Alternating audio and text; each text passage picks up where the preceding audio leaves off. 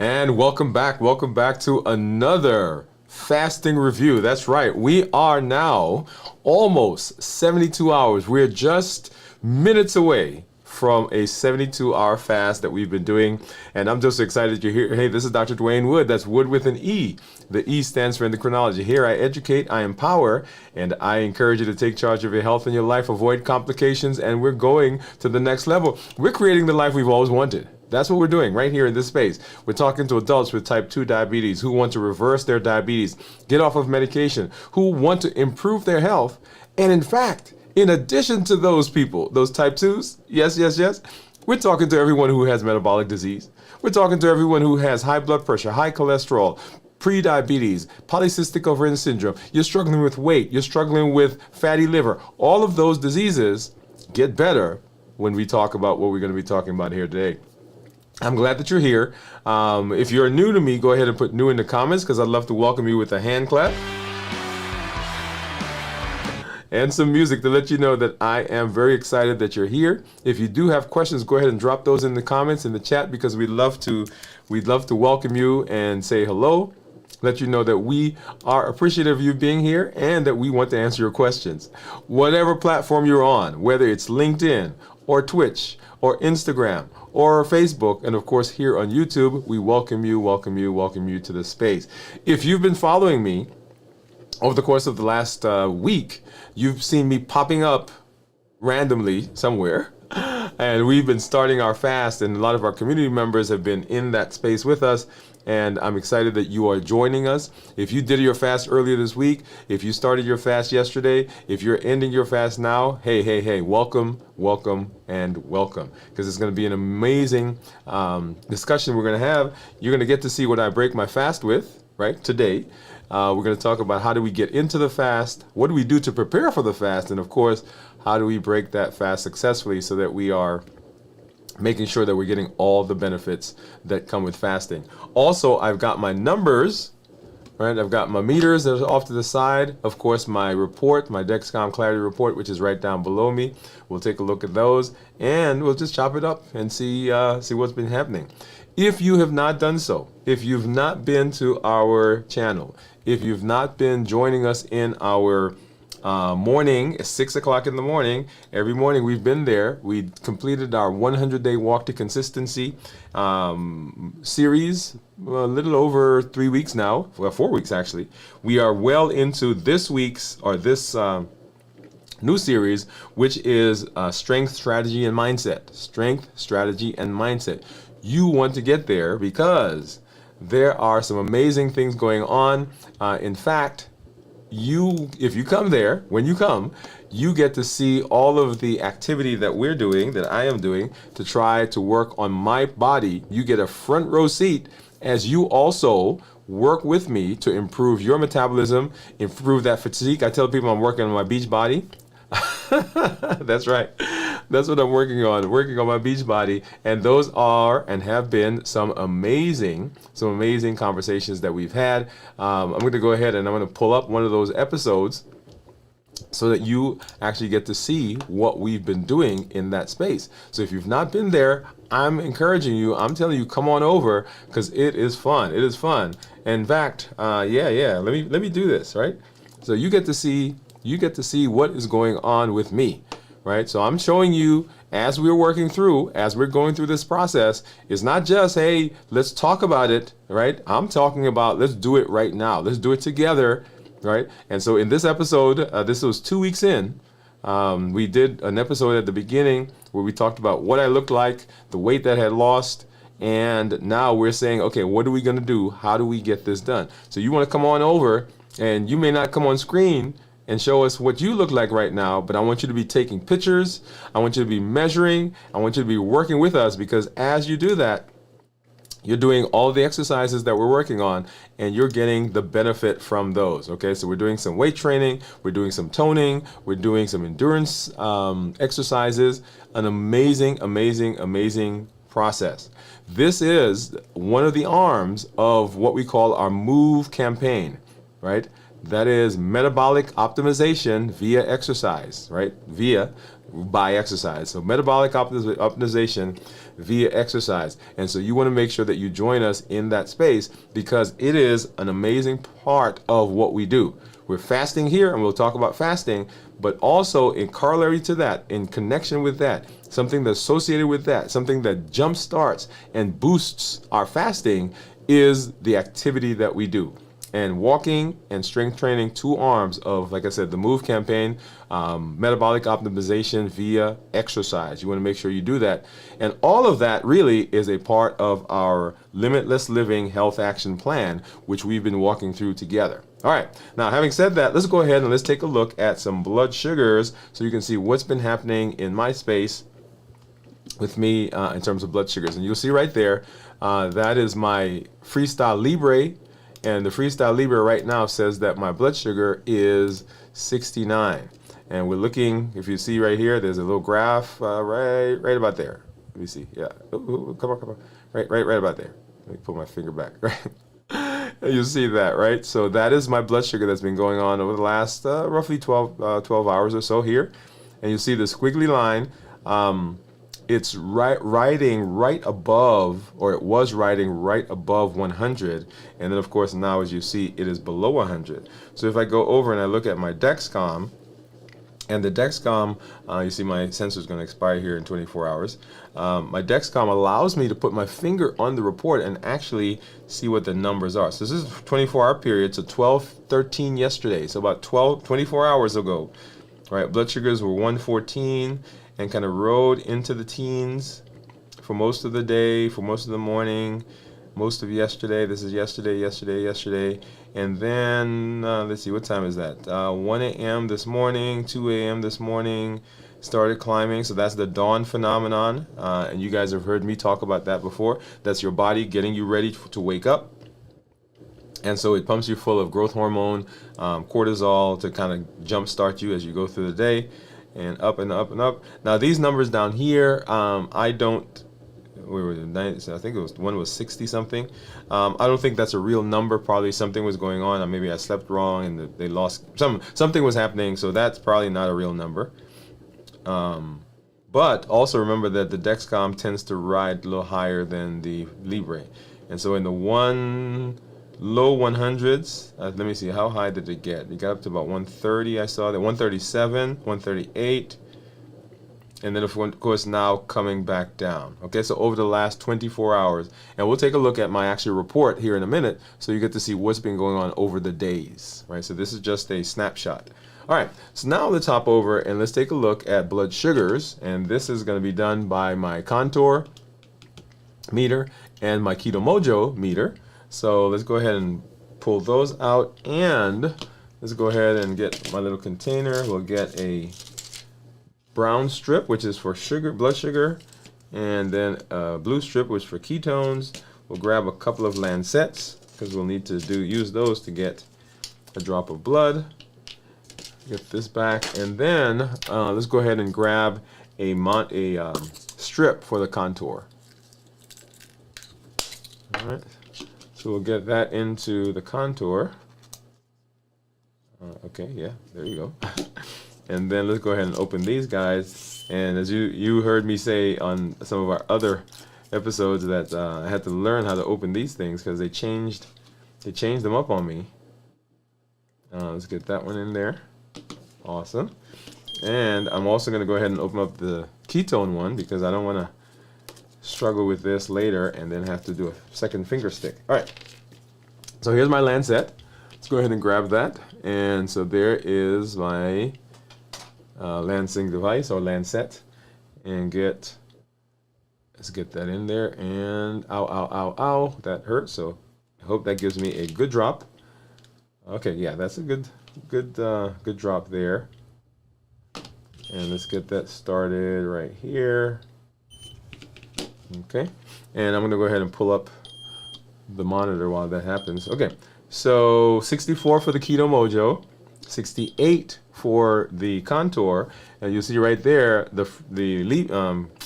Dexcom says 113, and then the Libre says 69. So these three are kind of in line with each other. The Libre is right now, you see that very much off from what these are. That Libre is about twice what these numbers are.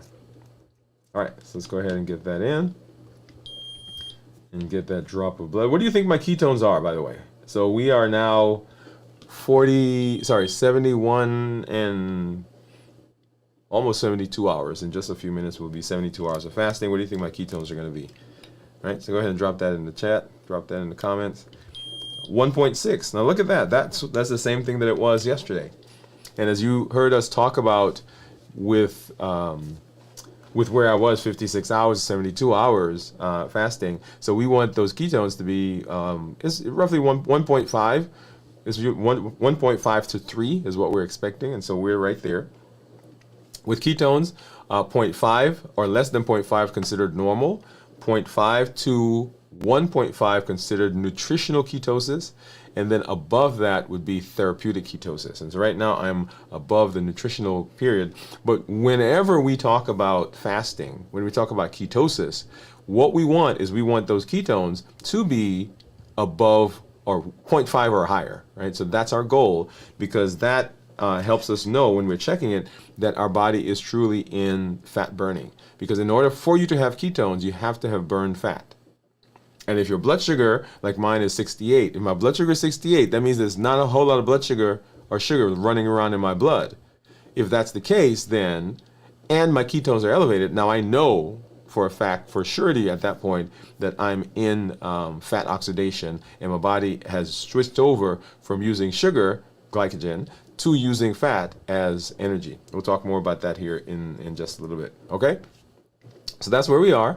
Now let's go ahead and let's hop over and let's take a look at my actual report. And so here's my this is my Dexcom Clarity report, and you'll see for the last 14 days, right? So my average is 135.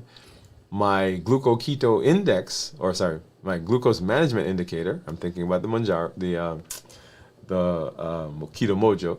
So my glucose management indicator is 6.5. Now this is a calculated number. So if I were to get an A1C, it should approximate this number, right? So I can't say this is an A1C, but it should be close to what that is. I am in target.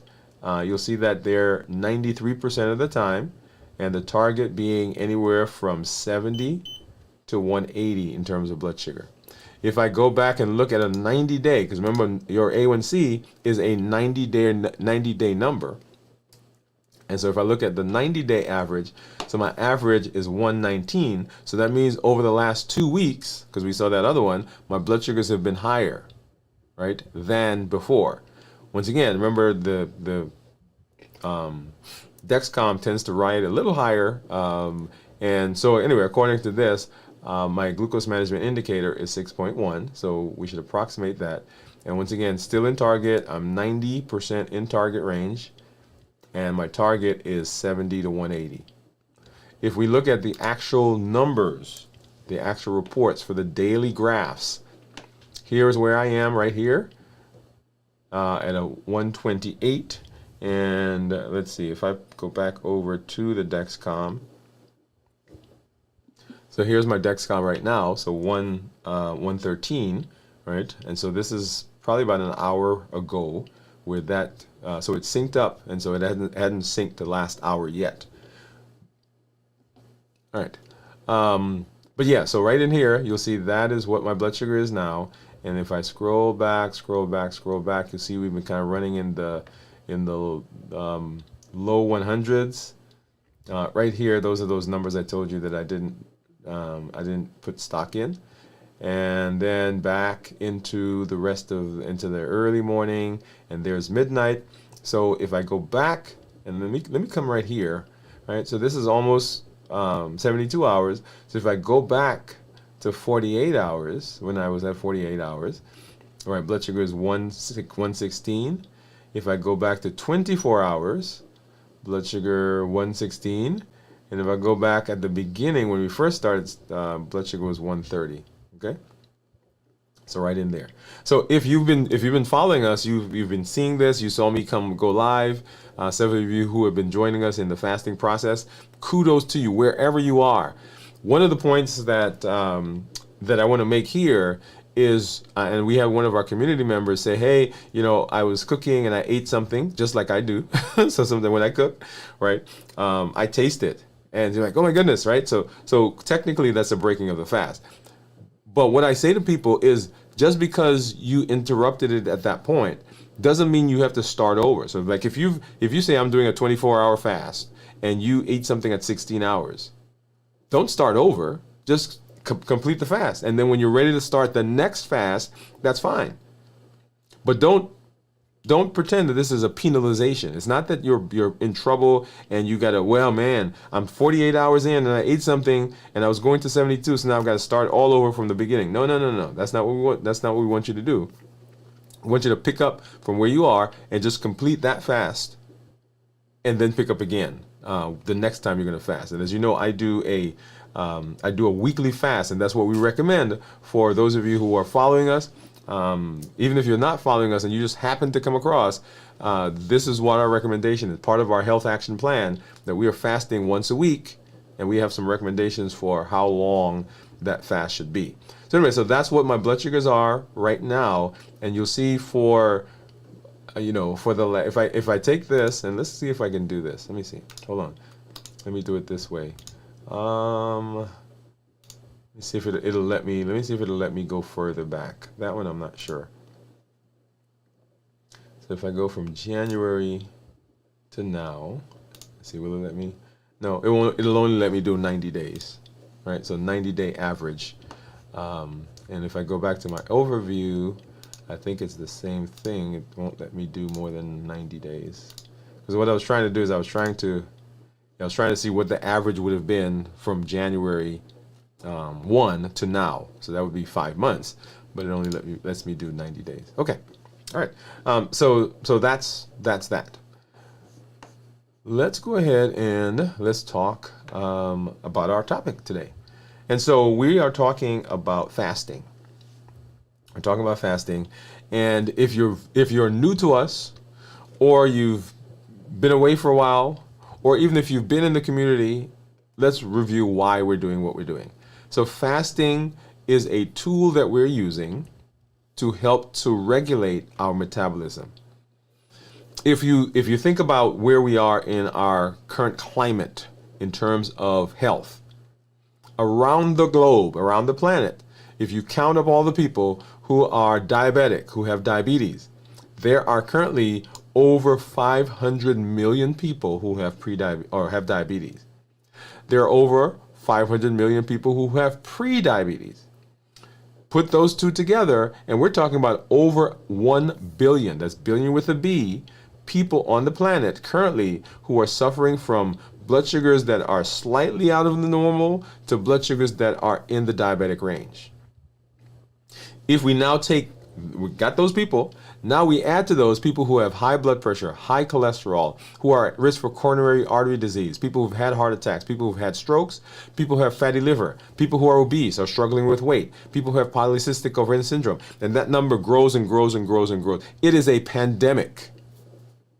And so the question that we ask is, if we have so much information, and we have so much knowledge, if we have all this stuff that people are talking about, what you should do, how you should exercise, what medication you should take, right? There are all these things that are out there. Why are we still having those numbers continue to climb? And we have those numbers continue to climb because we are not addressing the root cause of the problem. It's kind of like if you at your house, right, you park your car, say in your driveway, and there are a couple of kids playing around by your car, and you hear crash, and you come running out, and the windshield is shattered. Okay, and you say, wait, who did what happened? Who did this? And they say, okay, Johnny threw a brick, and the brick smashed the window. And you said, Johnny, don't do that again, okay? All right. So you get somebody, they come, they fix the car, you park it in the driveway again, This time you probably should have put it inside the house, inside the garage, but that's okay. It's in the driveway. Same bunch of kids that are out there. You go inside, you hear it crash. You come running out. Say, what happened? Johnny threw a brick. Okay. You go, you get somebody to fix it. Come back, you park the car again. Same kids are there. You go in the house. You hear it crash. You come back out. What happened? Johnny threw a brick. Now you have a couple of options. One of the options is you could go and you say, you know what? This is always happening. So I'm going to contract with the windshield company that they'll just come out ever so often and they'll put a new windshield in. Right? Or you can get them to deliver some windshields to your garage, and whenever Johnny throws the brick and it crashes the window, they just come and they put the new one in. That is one way to handle it. And will that work? Yes, it will. It's a lot of money because it causes other complications.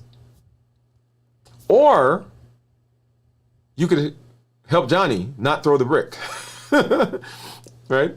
So if Johnny's your kid, okay, there's a whole other thing. Or if Johnny's somebody else's kid, we got to talk to parents and say, hey, look, Johnny keeps throwing a brick and he keeps breaking my window or my windshield.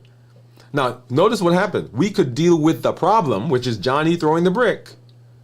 Or we can let Johnny keep throwing the brick, and then we can decide that now what we're going to do is we're going to keep solving, we're going to keep patching, we're going to keep fixing the downstream problem. And what we've done when it comes to health is we've said that we're going to fix the downstream problem. We're going to change the windshield. We're not going to address Johnny. We're not going to address the main root cause. We're going to deal with the problem. So people who are out there who have diabetes, right? What we do, we treat the sugar.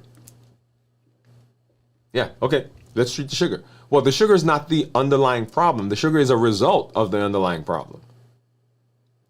People who struggle with weight, what do we tell them? We say, hey, go home and eat better. Not realizing that there is an underlying problem. The problem is not the fact that they are eating. The eating is a downstream issue. The eating is the windshield. It is the result. What we need to figure out is, why are they eating? They're eating because of depression. They're eating because of anxiety. They're eating because of past trauma. They're eating because of habit. There are all these reasons why people eat. But what we do is we go and we try to steal the food away. And because we don't address the issue, when we take that one food, guess what? They find a different one. You take the ice cream, now they're eating cookies. You take the cookies, now it's eating donuts. They take the donuts, now they're eating pasta. Right? So there's always going to be an issue because we have not addressed the underlying problem. So when we talk about metabolism, the underlying issue with metabolism is the fact that we are hyperinsulinemic, meaning that we have too much insulin in our bodies. That is whether you are diabetic or pre-diabetic, you have metabolic syndrome, you struggle with weight, you have high blood pressure, high cholesterol, you've had a heart attack and struggle with coronary artery disease, risk factors, all of those along that spectrum. If you check those people, if you look at the amount of insulin that's in their body, it is more than normal. And so we keep treating blood sugar. We keep taking food away from people. We keep putting people on medication. We keep doing heart procedures, but we're not addressing the underlying issue. And so in this space, what we're saying is the path that we're working on, the limitless living pathway, says that we are not addressing the consequence without addressing the underlying issue. Let's patch the boat and stop it from sinking before we start painting it. Okay? And so here in this space, we've been walking through that process, and we launched several weeks ago the Health Action Plan, the Limitless Living Health Action Plan, which is a blueprint that says if you follow this, if you walk along this path, then these things will improve your metabolism. They will right your insulin, they will improve your blood sugar, make you more insulin sensitive, and we can reverse your diabetes, and we can delay, progress, reverse all of those metabolic issues that you suffer with. And as a part of that health action plan, fasting is a key component of it, because fasting hits all of the pillars we talk about when we talk about reversing diabetes. That is, it hits the decreasing insulin, suppressing appetite, and it hits the reducing sugar. And so on our main show, we are walking through that pathway. And then here I do a weekly fast so that you can see what my numbers are. You can see what's going on with me as I'm fasting, what my ketones are, what my blood sugars do, what different foods do to my body. And you'll see here, before we end the show, what I'm going to break my fast with this today. And I do a 72-hour fast. If you've joined us, yay, excited, right? So Tuesday to Wednesday, those of you who did that, congratulations.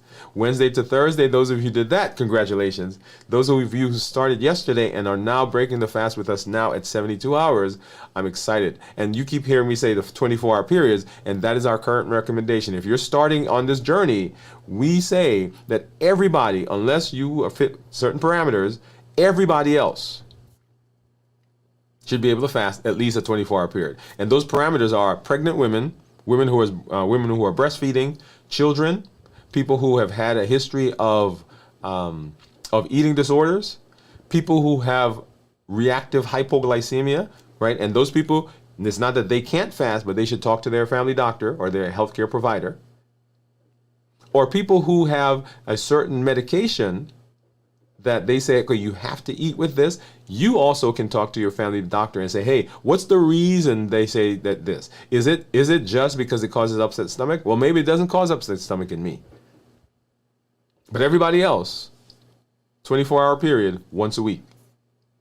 So why is that the case? Why do we want you to fast for 24 hours? Well, whenever we talk about fasting, I talk about fasting in 3 different components. That is how we prepare for the fast, how we get through the fast and what's going on in my body, and then how do we get out of the fast? How do we break the fast? And all 3 components are super, super important. Why are they super important? Because how you prepare for the fast is as important, because if you don't do that well, you don't get through the fast well. If you don't get through the fast well, that's not what we want. And then, of course, if you break the fast and you break it in a way that undoes some of the things that you did in the fast, some of the benefits, then that's not a good thing either. So preparing, getting through the fast, and of course breaking the fast, all 3 are important. And so when we talk about fasting, you'll see we will break it up into those categories. So let's talk about how to get ready. How to get ready. So why is preparation important? Because how you prepare determines ultimately the success of the fast. Preparing for the fast, we want to talk about how to prepare physically, mentally, and emotionally. When we do this, it allows us to determine the milestones. What are those things that are going to happen in the fast? How do we know when we're progressing? And we spent some time this week talking about the various changes that happen in the body. Right, so our last episode from yesterday when we did our check-in and the day before, 2 very important episodes that are key to understanding fasting and going into much more depth in the specific things that are going on in your body. So let's talk about physical preparation. Physical preparation has with it several components. Number 1, rest.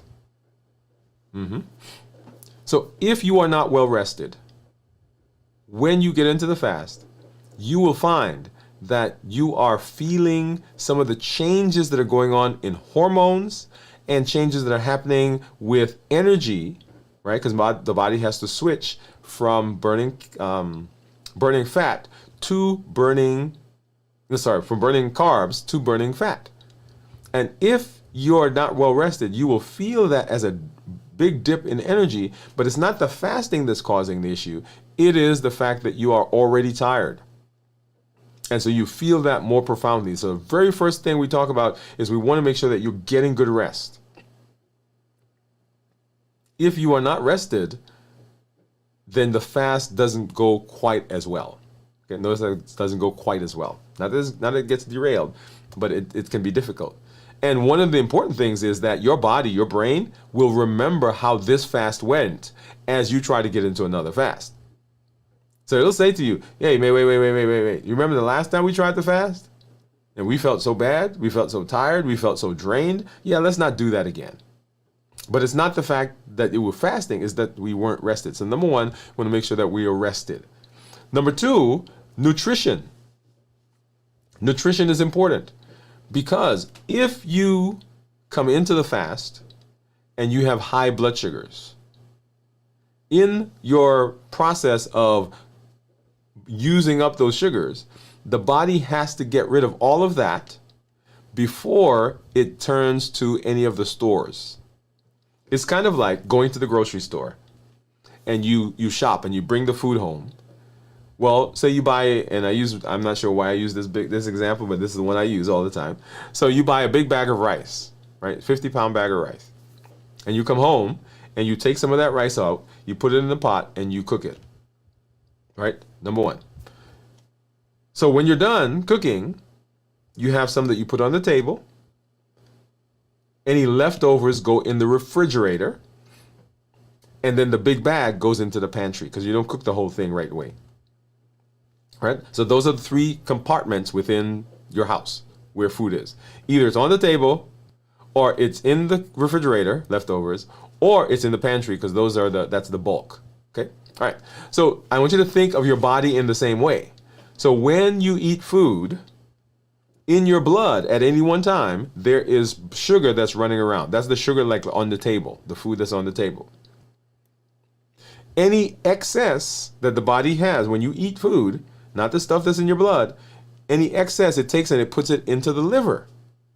That's the refrigerator. But if the liver gets full, then the amount that you have beyond that gets put into the fat cells. So once again, table, refrigerator, pantry, or blood, liver, fat. In order for you to have to go back to the pantry to get more rice to cook, what has to happen? You have to have eaten up whatever's on the table. You have to go to the refrigerator and say, hey, wait a minute. All the stuff in the refrigerator is also gone. Now let me go back to the pantry, open that big bag, get some more rice, and I cook it. So in order for the body to begin going to your fat, it has to use up what's in the blood. It has to then go to the liver and use up everything that's there. And then after that's done, then and only then does it get to go to the fat cells, the storage, and say, give me that, and begin burning it. So if you come into the fast and you've just eaten candy, cookies, cakes, ice cream, pasta, right, and your blood sugar is very high, then it takes the body a while to burn through all of that. It's kind of like if you cook too much rice, right? It takes you a while to eat it off the table. And then you put it in the refrigerator. Well, if there's a lot more or a lot, then it takes a while to eat what's in the refrigerator. So how we eat coming into the fast is super, super, super important. Because it can, for instance, if you're fasting for a 24-hour period and you come in with really high blood sugars, you can delay the progression into ketosis because it takes 24 to 36 hours for your body to deplete what's in the liver anyway. So if you come in high blood sugars and it takes 12, 13, 15, 20 hours, then you are just now getting to the point where the body is thinking about getting rid of all the sugar that's in your liver. You haven't gotten there yet. And so people will say to me, well, I didn't eat for 24 hours and my blood sugar is still high. Well, yeah, because we did not come into the fast with blood sugars that were in the normal range. So the body has taken time to burn through whatever's in the blood. Okay, so nutritional, that's very important. If you come in with high carbs or high sugars, then that's going to be an issue. So what we want to do there is we want to come into the fast with as little carb as possible. We want to come into the fast with fat, healthy fats, with lean protein, because protein and fats will help to blunt the absorption of carbs. It will slow the GI tract down and will help you feel fuller longer. Okay, so low carb, high protein, healthy fats. Those three things will help you get into the fast and do that fast well and do it successfully. Okay, so rest. 1, nutrition, what we do. Number 3, hydration. When you're fasting, once you get into the fast, often because you're not eating, you also don't think about drinking. And let me take a sip. And so if you are not well hydrated, it sets you up for difficulty, not just because your body needs the hydration in general, but now you're fasting. And if you're fasting, the body is going to be burning fat. When it burns fat, it has waste products that have to be taken away. And if you are not doing a good job of hydration, then that process becomes sluggish. So all those toxins, all those broken down pieces that have to be washed away, if you don't have enough hydration, then that doesn't work well. The next thing is that your body, the enzymes and the different things that are working in your body to function, just your normal, not even fasting, just normal process, they need lubrication. It's kind of like a gear. If there's not oil there, then that gear gets stuck. And if you are dehydrated, but in other words, your amount of volume in your body is lower, what happens is, in order to send the same nutrients to your heart, or to your lung, or to your brain, or to wherever it has to go, with lower volume, the body speeds up the process. So it makes the blood go faster. The heart rate goes up. So people feel that like palpitations, heart racing, heart skipping a beat. And if they bend over or they stand up suddenly, because all that blood pools, then they feel lightheaded, dizzy, sweaty, and all those things that we talked about. Right, so hydration and also electrolytes, right? Making sure that you're getting good electrolytes. Now, here is the final food part. When you're coming into the fast, if you have not been eating a healthy diet, nutrient-dense food, not calorie-dense, right? Not like popsicles and Pop-Tarts, and I'm talking nutrient-dense foods. If you've not been doing that, when you get into the fast, you can also have some challenges, because in the fast, you are not putting anything in. When you're eating, right, you're constantly putting in a little bit of carbs, you're putting in some high sugar, some processed stuff, and the body's getting some as you go. But when you stop fasting, you realize, hey, wait a minute, you know what? I've not been doing a good job of eating proteins. I've not been doing a good job of getting iron. I've not been doing whatever it is, right? You want to make sure you're eating nutrient-dense foods, and that is that pulls us into what we've been talking about, right? One of the components of the Health Action Plan, and those are the balanced bites, right? We fuel our body with balanced bites. Every bite that we eat counts. And remember, balanced bites is that list, right? So whole foods, minimized processing, no added sugar, lean protein, healthy fats, starchy and non-starchy vegetables, it has to be tasty and flavorful, by the way, and portion controlled. So when you think about, okay, what do I eat when I'm not fasting? That's it right there. Notice that there's no list. People say, can you give me a list of food? No, there is no list. And I was going to say, don't let anybody give you a list. That's okay. No, that's not what I was going to say. Whenever someone gives you a list, you want to make sure that you check the list alongside what you're seeing right here. Do those foods fulfill these criteria? If they do, then yes, let's have it. If they don't fulfill those criteria, then that shouldn't be something that's on your list anyway. So that is our physical preparation. And then we want to make sure that we are preparing mentally. Right? We're going to prepare mentally, because fasting is not just not eating. Fasting is not just not eating. Fasting has emotional, social, fasting has a lot of stuff with it. So mentally, preparation looks like saying, okay, what am I expecting in this fast? What's going to be happening in my body? Why am I doing this? What is my goal? What does it look like when I've been successful? So what you're doing is you're visualizing, you're preparing mentally, you are anticipating that you may have some challenges, and you're putting things in place. So what's going to happen when I see that person that I usually have that conversation with, where when I finish the conversation, I'm upset, and then I end up in the kitchen eating ice cream. What am I going to do in that case? Because if you don't prepare for it, when it happens, then the fast gets derailed. Not because the fasting was an issue, but because we didn't do a good job of preparing mentally. If you're fasting, that's not the time to get married. If you're fasting, that's not the time to move. Because those stressing or stressful events, however wonderful they are a stressor in the body, those will cause cortisol levels to go up. Cortisol level causes sugar to go up. Sugar causes insulin to come out. And when insulin shows up, you start having cravings. So preparation mentally is very important. So what am I expecting in this fast? What are the milestones that I'm going to be looking at? How do I manage if I do have some challenges? Do I have a support system around me? Do I have a community around me? Who do I call?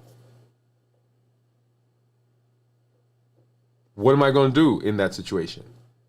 Do I have some mantras that remind me of why I'm doing this? I'm fasting to improve my body. I'm fasting because I want to reverse my diabetes. I'm fasting because I'm improving my health. I'm fasting because this is the best thing that I've ever done for myself. What are some words you can put on the wall?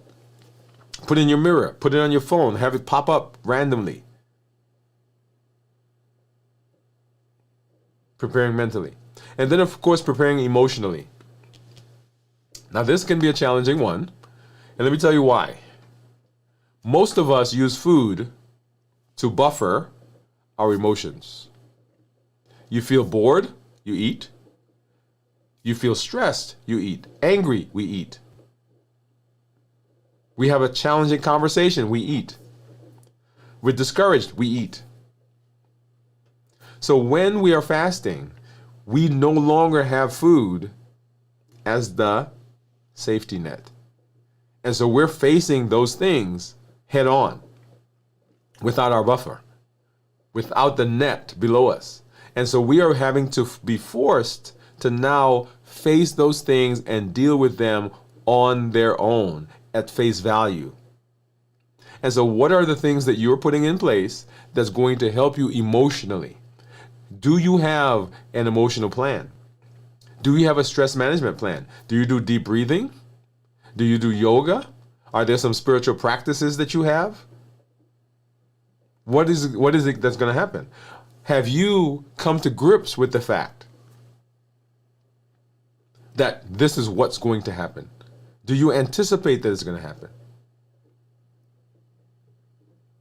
So we're preparing emotionally, right? And this is very much tied to the mental. Remember, your mentation, right? Your mental process is the lens through which you look at the world. That's how you interpret the world. The emotions are, well, let me go back. So how we look at the world, how we see the world is our mental process.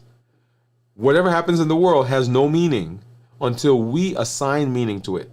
When people say stuff about you, those words that they said have no meaning until you now say, okay, they're insulting me.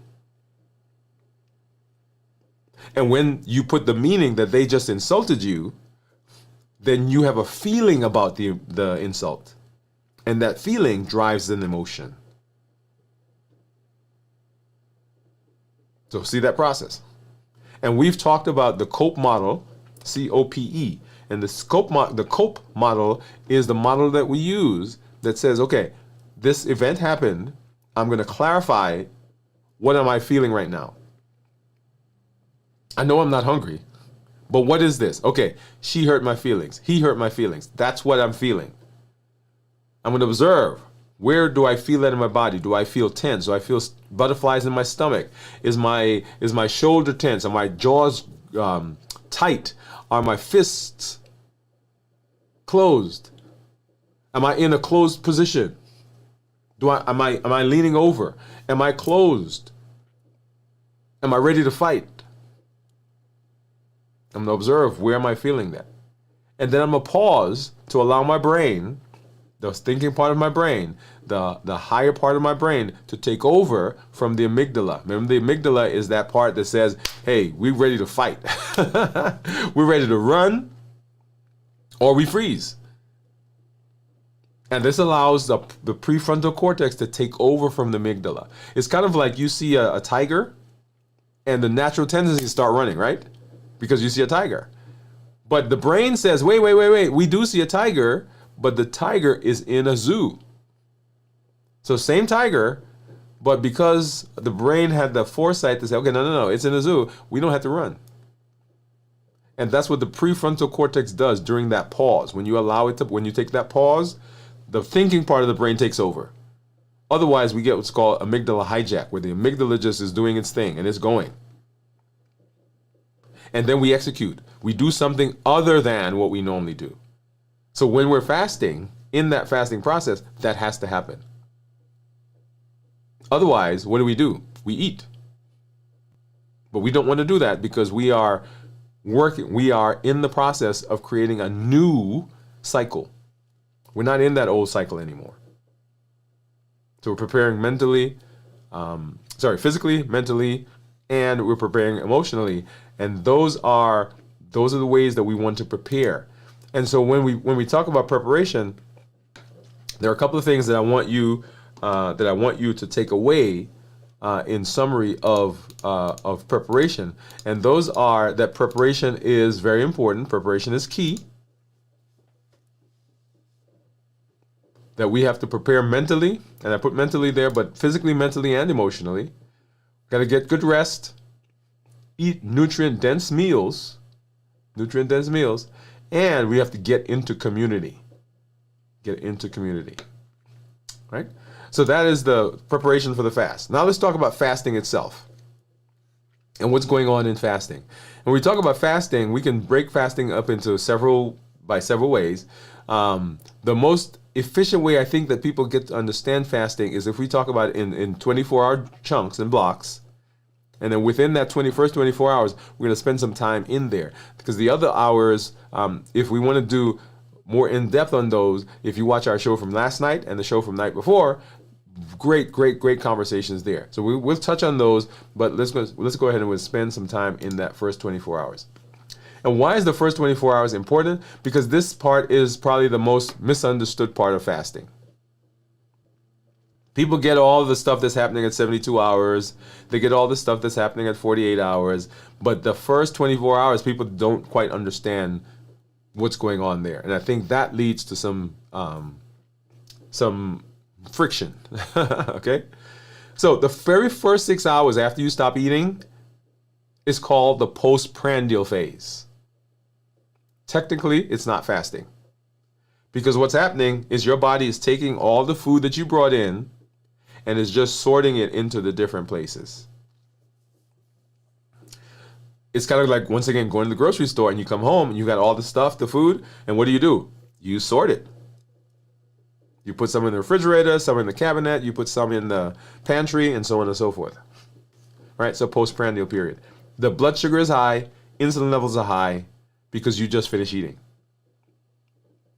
This postprandial process takes longer the more sugar and highly processed foods you eat. It's supposed to take about 6 hours, but that can be prolonged if the blood sugars are very high. Because if the blood sugars are very high, the body has to do something with all that sugar, and it takes time to burn that all up. It takes time to get it into the cells, or not the cells, but into the liver. When the liver gets full, then it has to package it up and it has to send it to the fat cells. The postprandial period.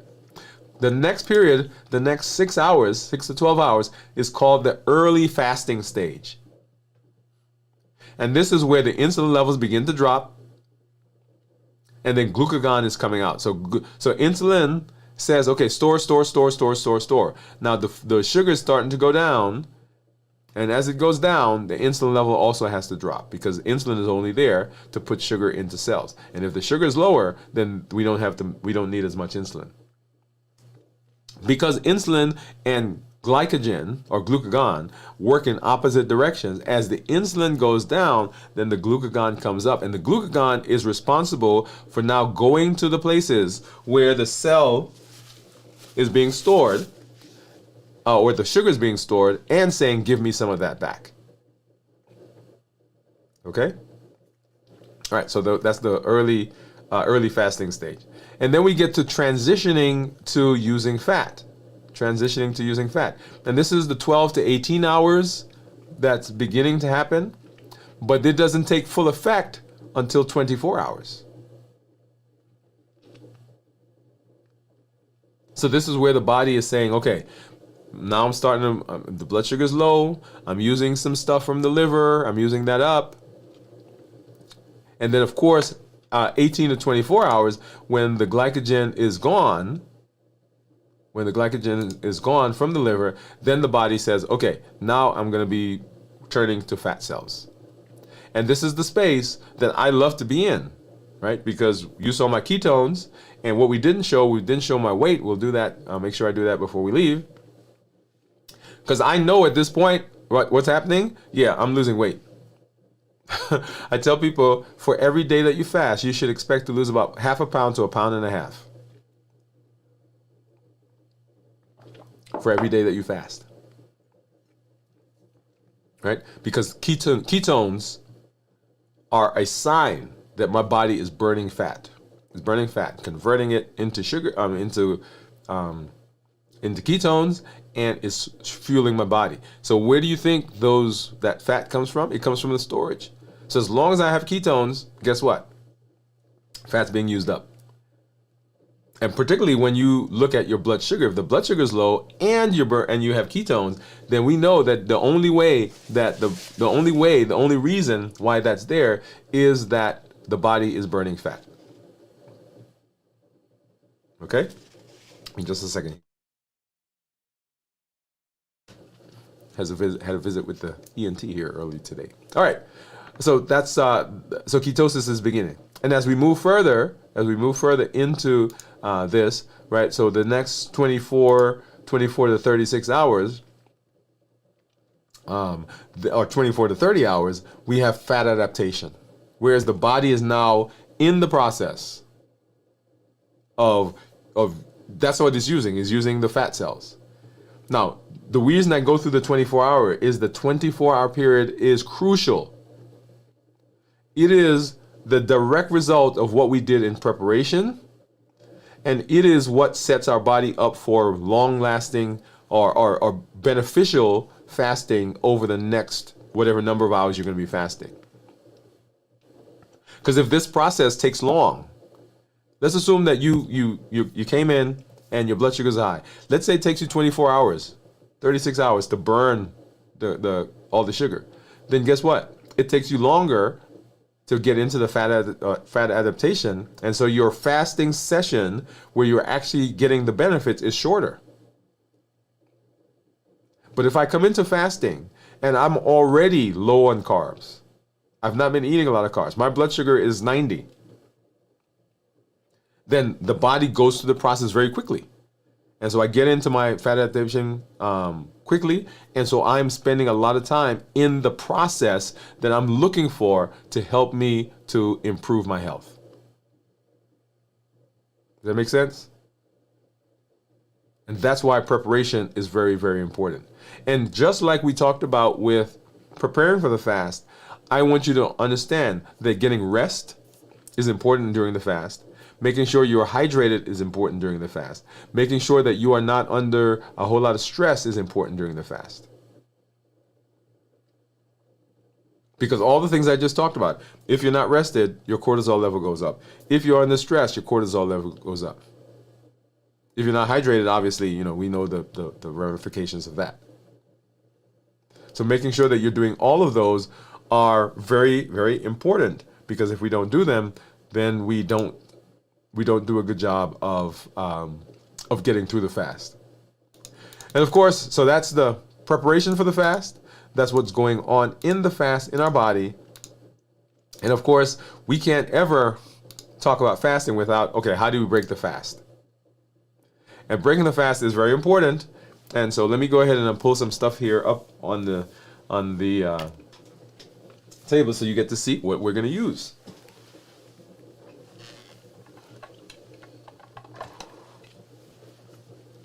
All right, let's go back over there. All right, so here we have it. Let me get these things off. So I've got a salad, and the salad has lettuce, cherry tomatoes, cucumbers, banana peppers. I've got some chicken on top there. There's some cheese on the bottom, and there's also some eggs. All right, give me just a second here, guys.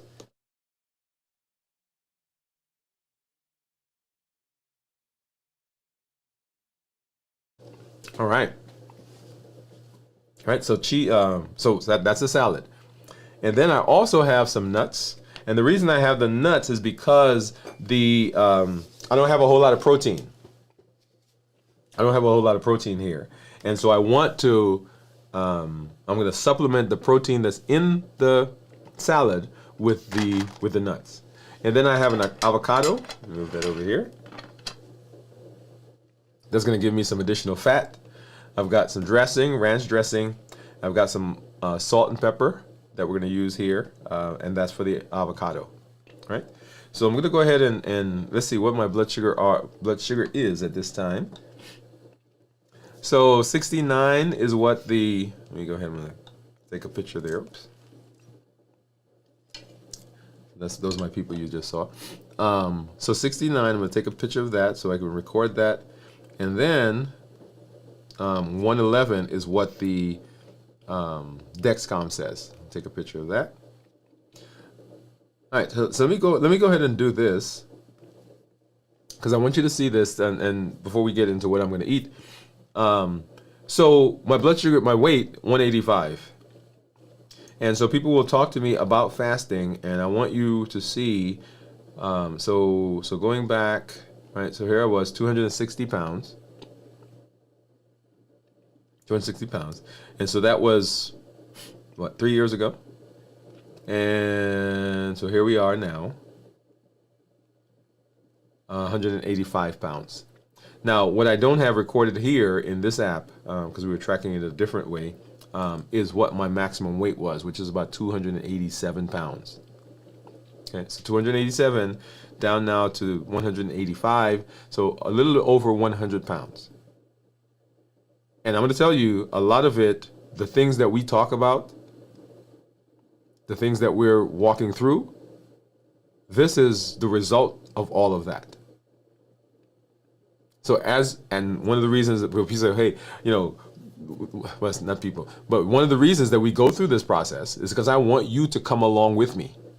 I want you to see that this is a process that works. I want you to see the changes in you as you're going through this process. Yep. All right. So we've got our blood sugar, right, which is there. And while I get this ready, let's go ahead and let's talk a little bit about breaking the fast. So when we talk about breaking the fast, there are some key components that we want to talk about. Number one, monitor blood sugars. You want to make sure you monitor your blood sugars. And so, as you saw, one of the things I just did was I went in and I pulled up what my monitors were because I want to see what that is. Okay, so I want to see where we start and then what happens to my blood sugar as I eat, because that's very important. I learned as I started fasting that there were some things that were quote unquote good for you, and people said that, oh, those don't raise my blood sugar, but they sure enough raised mine.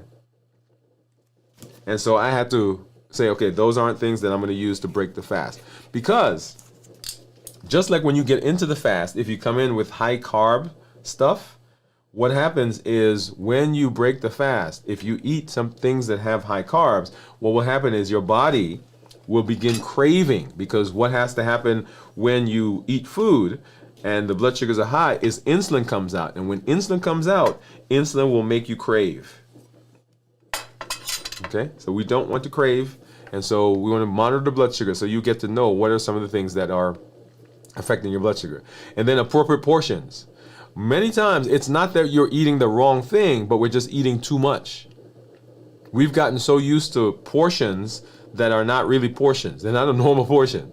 And so getting into the space to say, okay, this is going to be what my portions are, that's very important. Okay. And then eat slowly. It takes about 20 minutes for the body, for the signal to get from your stomach to your brain that you're full. And by that time, if we're not careful, people have eaten a lot of stuff. And they've eaten more than they should. And then you want to avoid sugary, highly processed foods, because once again, those will stimulate insulin. When insulin comes out, guess what? All of a sudden, the appetite is there. This is a great place to, again, mention that when you're eating, there are some simple rules or simple guidelines, and that is the balanced bites. If you follow balanced bites, then you will be eating the food that is appropriate during the break in the fast, that are appropriate for help you maintain all the benefit that you got from fasting. Okay? All right, so as I continue to talk, I'm going to go over and let's now take a look at my food. Yay, I get to eat. Okay, so let's see, I've got the salad. So I'm going to pull the salad over here. And actually, let me do this. So as I was talking, I sliced into that. Let me take this off. I sliced into this this avocado, and so I don't know how you cut the avocado, but I just made around it, and then I'm gonna twist it, and that twists it apart like that, and then I get my knife and I pop it into the seed and I turn it. Well, it's supposed to. Okay, this one is not quite as. Oops, you don't want to do that. All right, there we go. Okay, so let's get that off to the side. Oops. And then what I usually do with these is I'll go down the middle,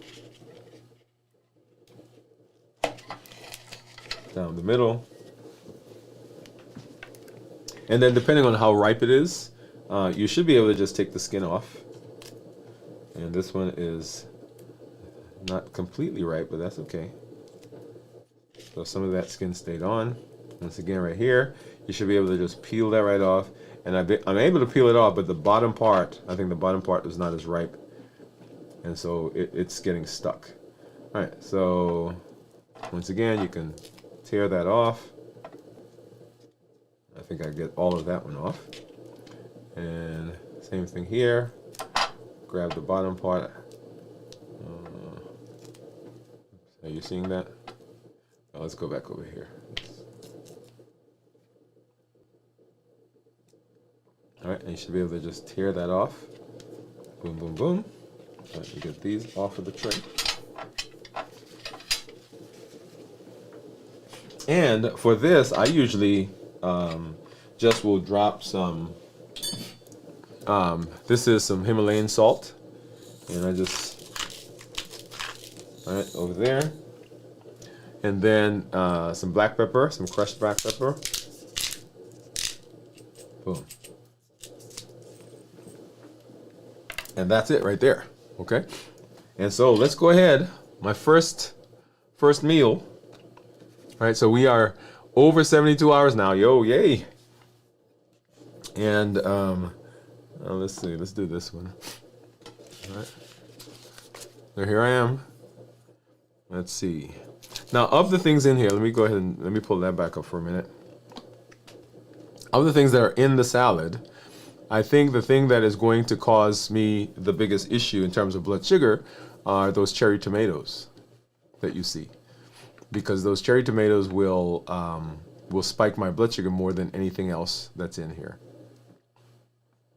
Okay. But hey, we're gonna eat it. So if you've been fasting with me, go ahead and say yes in the comments. Say yes in the comments, and I'm gonna do this one so you can see what my blood sugar is. That's what it is right now as I'm starting to eat.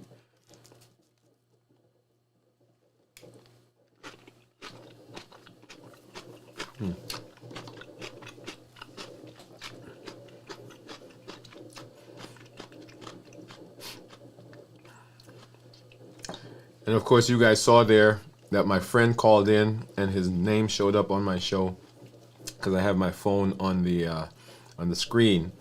I'm talking loud so he can hear me. But I'm not going to answer the phone right now. I'll call him back in a little while. All right. So now you know when that's one of my best friends, by the way. We grew up together. All right. This is very good.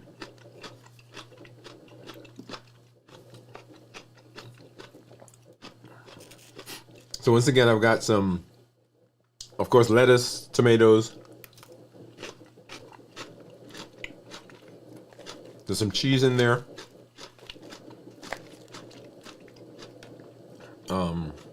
Eggs.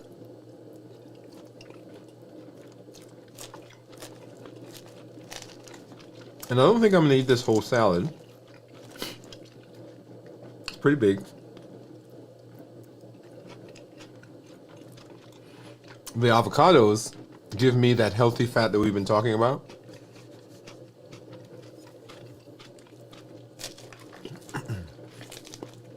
So, boom.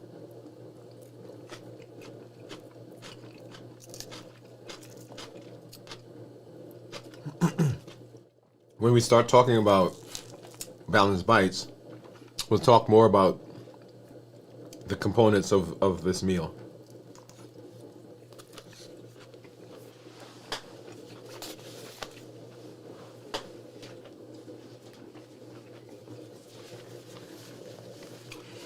Remember, lean protein, minimize processing, and added sugar. So good.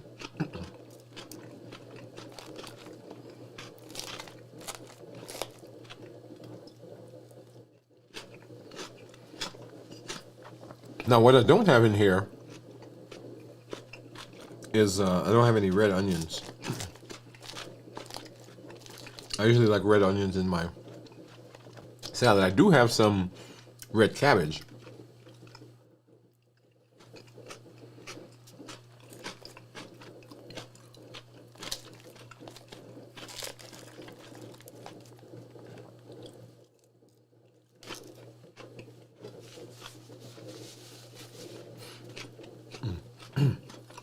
So good.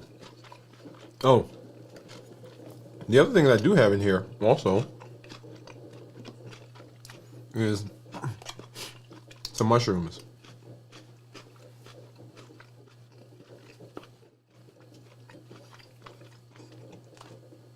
Right there, it's a mushroom.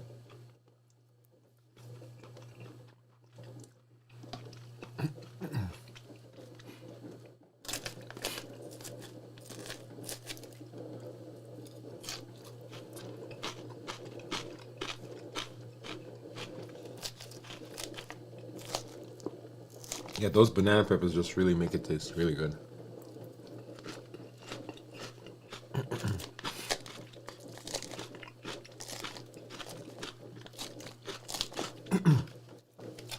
And I like crunchy. I guess you guys are hearing crunchy. But I like crunchy stuff. And all the flavors kind of mixed together. The eggs and the cheese. And the ranch. And all the different flavors that are in there. Oh yeah.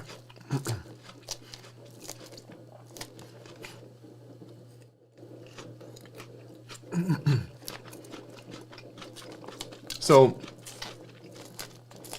let's talk about some of the things that are in here. So you heard me say that I'm going to eat the avocado. Let's pull that over. Because that gives me some healthy fats. So when you're talking about breaking the fast, just like when you go into the fast, you want to make sure that your appetite is not super stimulated. When you break the fast, if you do a good job with the things you eat, they will help you sustain that process at the beginning of when you're eating. Otherwise, if you eat things that stimulate the appetite, what will happen is that you will get a lot of cravings, and that will kind of derail you, because what's going to happen is all of a sudden you came through a fast 24 hours, 36 hours, 72, whatever the number is, the craving comes and it's so intense that you end up eating a whole lot of stuff that you wouldn't normally have eaten, and it undoes, in terms of weight and blood sugar and so forth, undoes some of the things that you did in the fast itself. Okay?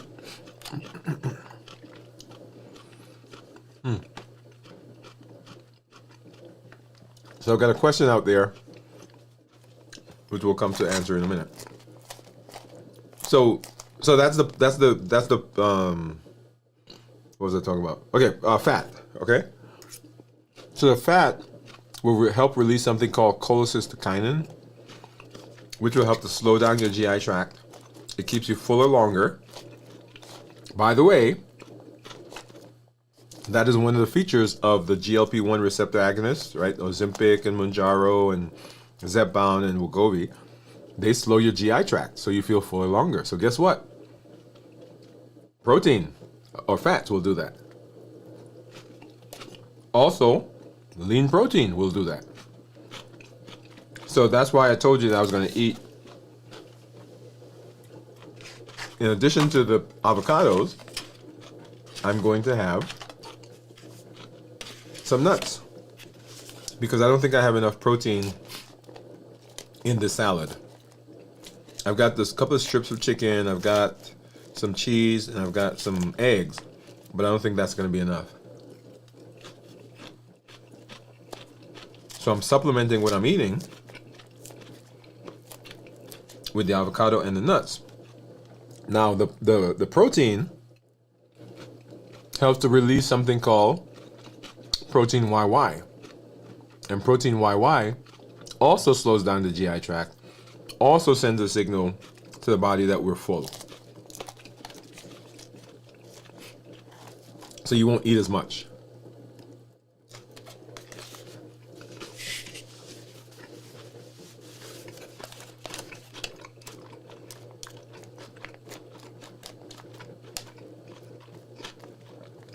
Okay, so this salad also had some nuts in it.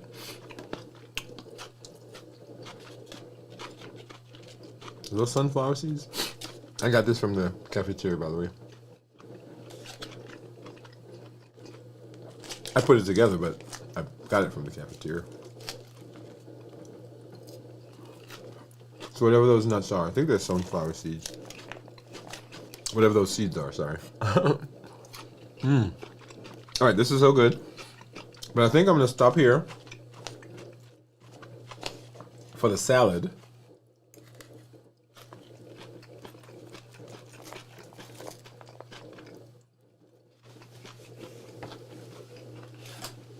Because I want to get some of these avocados in.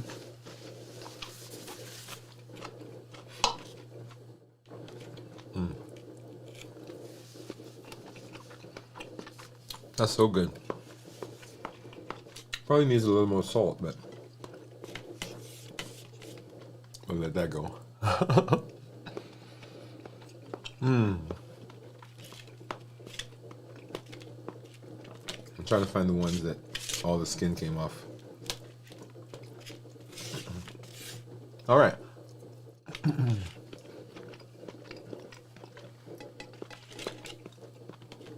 Delicious. All right, so I see some folks hopping in. Let's go ahead and say hi, and then we'll answer one of those questions. I'm going to continue eating. Can I have some of these nuts? So can I tell you that my weakness, when it comes to healthy food, my weakness actually is nuts. Cashews, almonds, not so much walnuts. But if I get one of these mixed nuts, one of these packages with mixed nuts, oh my goodness.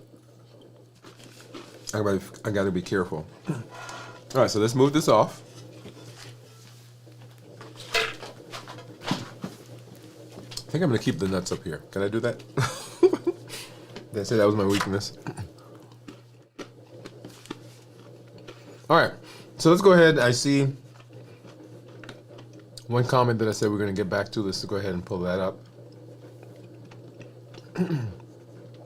And let's see, Dennis Bolaños.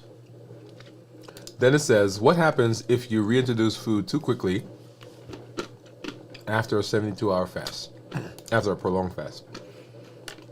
Well, Dennis, very good question. Sorry, let me finish eating this.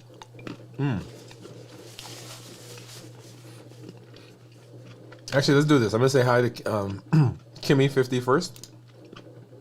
So, hey, Kimmy, thanks for coming through. Thanks for being here. I'm going to give you a hand clap and some music. Glad that you have come through. And then let's get back to Dennis's question. So, Dennis, what happens is, first we got to understand what's going on in the body when we're doing a prolonged fast. So everything really is kind of slowing down, right? So the GI tract slows down. There are cells in your body that are designed to protect the GI tract. So what they do is they coat it with a protective lining. And when we're fasting for prolonged fast, it's almost like they go to sleep. So they stop making that stuff, okay? Our insulin levels begin to drop because, they drop because we don't need that much insulin during the fast because our blood sugars are low. The glycogen that's in the liver goes away 24, 36 hours. It stores about 100 grams of glycogen, right, normally. And for every gram of glycogen that it stores 3 grams of water. Right, that's going to be significant here in a minute. So these are the things that are happening in the body. So when we begin eating, the first thing that can happen is, depending on the food that you eat, right, if it's very spicy, highly seasoned, lots of spice, then that can irritate the GI tract. And irritation as in, sometimes you'll eat a food, and if you're not used to spiciness, or if you're not used to the acidity, you'll get indigestion. The reason you get those is because it's almost an irritant to the GI tract. So if you eat food and you're eating too fast, particularly if it's highly spicy and hot, and right, then the GI tract becomes irritated. And because those cells that are supposed to protect it have gone to sleep, they may not catch up before you put that stuff in. And so you end up eating it, and the cells haven't woken up yet, and it irritates your GI tract all the way through, which has significant consequences. Because what that leads to in a lot of people is increased elimination. They run into the bathroom all the time, and sometimes the fasting gets blamed for it, but it's because of how they reintroduce food in the post-fast period, in that breaking of the fast. So that's number one. Number two, your body has to replenish the glycogen, right? Because we used it up. And so the glycogen comes in, or the food comes in, if it's highly carb, and as you eat it fast during that prolonged fast, the body rapidly grabs onto glycogen. And because we said that for every gram of carbs or gram of glycogen, it stores 3 grams of water, then your weight pops up. And that can have significant implications for people, particularly people who are, maybe they already have some swelling, maybe they already have some heart issues. So that can have a significant impact there as well. Okay? So their weight goes up. And that frustrates people. They say, wait a minute, I don't understand. I fasted and I seem to have lost weight, but now I've put on whatever number of pounds, right? That's because there's a rapid influx of water in terms of to offset the glycogen that's being stored in the liver, right? So that's a big part of it. And then the other thing that happens is if we eat too fast, the signal, like I said, takes 20 minutes to go from your stomach to your brain. It says you're full, and in that space, people can eat 2 to 3 times as much as they need to, because they never get the signal. And so by the time the signal gets there, you've already eaten 2 plates of pasta, 3 plates of pasta. You've already eaten like 4 donuts. Okay? So that is one of the consequences of eating too fast. All right. So Lucky So says, good afternoon. Hey man, good afternoon, or man, gal. Okay. Let me just say Luck. Luck, so glad that you're here. And then Kimmy says, Luxo, good afternoon. Hello from Luxo to Kimmy. And then Dennis says, thank you. Yes. Okay, so I have not been eating my nuts, by the way. My cashews, almonds. This is delicious. Okay. So that is our review of fasting. How we prepare for the fast, get through the fast, and of course, how we break the fast. All aspects of it is very, very important to what we do. If we are going to reverse diabetes, improve our health, get our metabolic process righted, then the fast, right, we're working on how do we get the best benefit, the biggest bang for our buck. Because if you're not going to eat, right, might as well get some benefit from it. And we want to make sure that we're doing that in the best way possible. Remember, fasting is one of the two tiers, the first tier of the Health Action Plan, which says that there is a blueprint of things that we want to follow. If we follow this, then we will right our metabolism, we'll get our bodies back into homeostasis. We will fight diabetes, pre-diabetes, high blood pressure, high cholesterol, fatty liver, obesity, metabolic syndrome, coronary artery disease risks, strokes, all of those things along the metabolic process gets better as we walk through the Health Action Plan. And fasting is a huge component of that. Why do I love fasting? Because it is free. And I like free. Fasting is free. I don't have to buy anything. I don't have to go anywhere. I don't have to get anybody's permission. Always check with your healthcare provider though, right? So it is one of those low-hanging fruits that doesn't require a whole lot of processing. Now, as you're thinking about fasting, we did the series where we went through the domains of health. I tell people that you have to have gone through the domains of health. You have to have walked through that process so that you could identify things that could potentially push you off of the fasting. Remember, the triggers for fast or for food, for eating, come from our HEAT model: habits, emotions, access, and taste. When we are used to doing certain things, we do those things all the time. We eat when we get together as friends. We go to the movies. We eat popcorn. There are all these things that we do. Everybody at work gets up to go to lunch. Guess what we do? We eat. So we got to watch our habits. Emotions. If you get too mad, too frustrated, too tired, too lonely, too bored, all of those things, those will push through your desire to fast. And so you have to understand what your triggers are. Food just being around the area, right? So cleaning up your environment. If you know, like I know that these nuts will trigger me and these nuts are going to make me eat it when I'm not hungry, then guess what? I don't bring them in the house. I have some in my car, but they don't come in the house. So cleaning up your environment. So access. And then we also eat because of taste. The things that we eat often remind us of a time when we felt a particular way, when we were in a situation. The food is what we're shooting for. The emotion, the benefit is what we're shooting for. That's what we're searching for. It is not the food in most cases. But there is this thing called the bliss point, and this is a thing that when they make food, right? If I'm a manufacturer of food, I don't want you to get food and eat it only once, right? What do I want you to do? I want you to keep coming back. So what is the right combination of flavors, of salt, fat, sugar that I could put in that? What's the right consistency? Do I make it crunchy? Do I make it soft? Do I make it firm? So that's a science. So that when I create a food and I send it out there, I know that they're not just going to eat one because I've created the food that way. There was a commercial actually years ago. I think it was potato chip commercial. You can't just have one.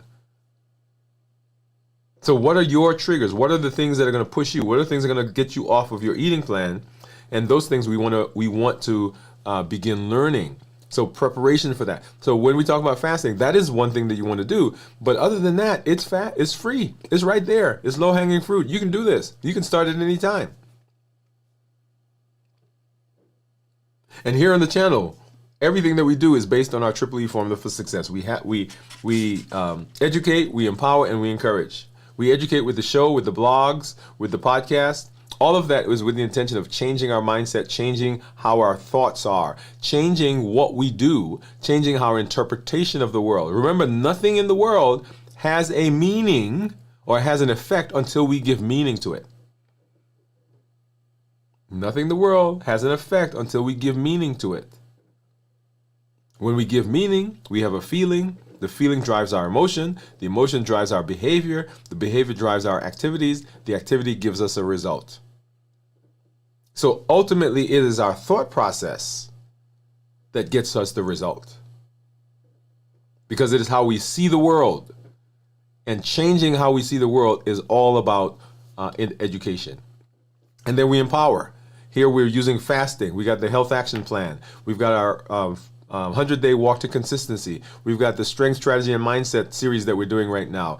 All of those are tools. The balance bites, the heat model. Those are tools that we are saying you can use these. And if you use these tools, they will help you apply and get through successfully the things that we're learning.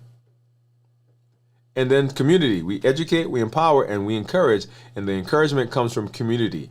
It is amazing to be doing something that's good for my health, but even more amazing to be doing something that's good for my health when I'm in community with people who encourage me, pull me along, push me sometimes, allow me to lean on them. All of that, very, very important. So community, very important.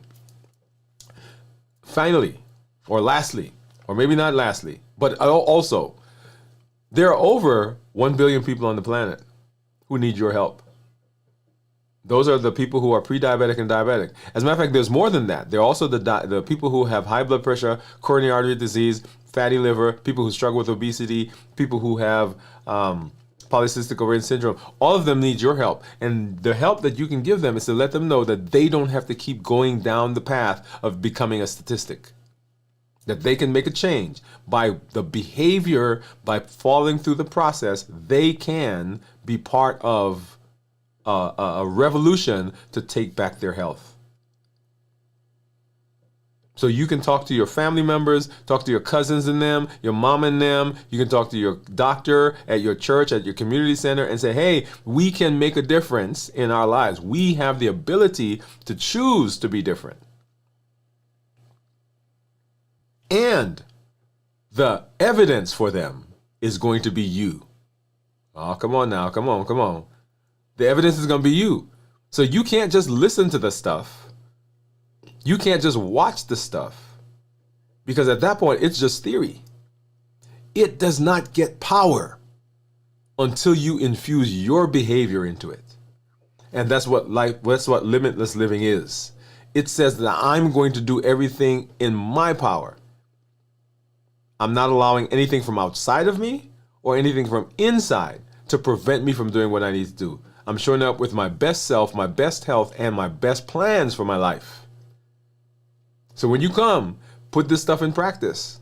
That's why it's called the health action plan. Because it needs your action. It needs your behavior to be successful. I'm always excited when I'm here. Glad to see you. Glad that you guys are here. And glad to see all of the benefits that I'm seeing in the community. Go ahead and drop in our chat. Tag this and send it to somebody. Let them know that there's a place where they can be successful with their health. We will be back tomorrow, 9 p.m. Central for Video from the Vault. On Sunday morning, we will have This Week in Review at 6 a.m. Central. And then on Monday, we'll be right back here for Dwain Woode MD Live at 7 p.m. Central as we continue walking through the Limitless Living Health Action Plan. Thank you for being here. Remember, you're not broken. You are adapting. And we've got to learn how to listen to our body because the body is giving us a signal. Hey, this is Dr. Dwain Woode. That's Woode with an E. The E stands for endocrinology. Here I educate, I empower and I encourage you to take charge of your health and your life, avoid complications, and go to the next level. We're creating the life we've always wanted by living a limitless life, which says nothing outside or nothing inside is preventing me from going where I need to be. I'm coming with my best self, my best health, and the best plans I have to be successful. Thanks for being here. We'll see you in our next episode, and we'll see you as you continue to live your limitless life. All right, everybody.